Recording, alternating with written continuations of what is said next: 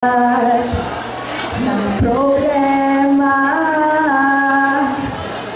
Minsan mahihirapan ka at masabing di ko na kaya.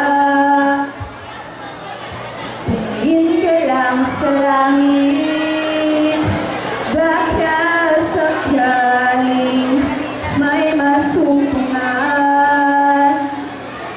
Di kaya ako'y tawagin.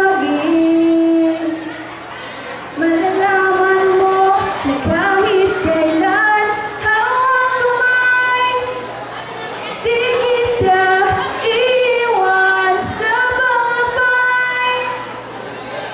Dito sa mundo walang katiyakan, hawak kamay, di kita bibitawan sa sa mundo ng kawalan. Isang awiting aming kinaaliwang tatahin kasama ng aking kaibigan. Sa tuwing tinatawid namin ang mabahong ilog. Ilog na naging mababaw kapag tag-init, ngunit naging mapanganib pagsapit ng malakas na ulan.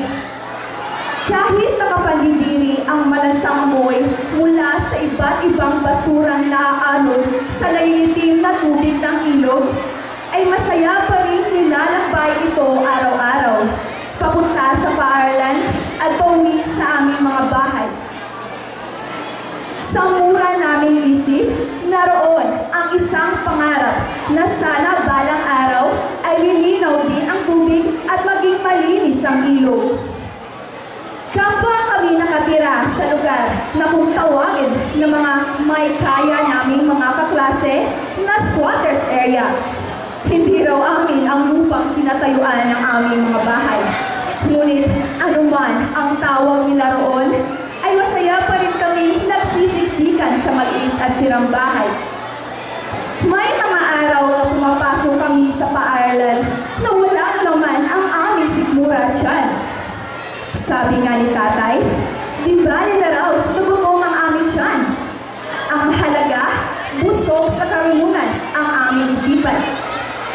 Isang maulang araw mula sa paaralan ay napagawi at napasilip kami sa bukas na bintana ng isang bahay na may gumaganang telebisyon. At doon, narinig at napanood namin ang mga ulo ng balita. Sabi ng taong nasa TV, sa ulo ng ating mga nagbabagang balita, mga biktima ng bagyong Yolanda ay di pa rin nakabangon. Presidente Duterte may panibagong listahan sa mga politikong sakop sa droga. Dagdag pa niya, jail warden ng Parañaque City Jail at mga kasamahang pulis sinipa sa pwesto. At tinapos niya sa balita, bagyong Tukloy nakapasok na sa par.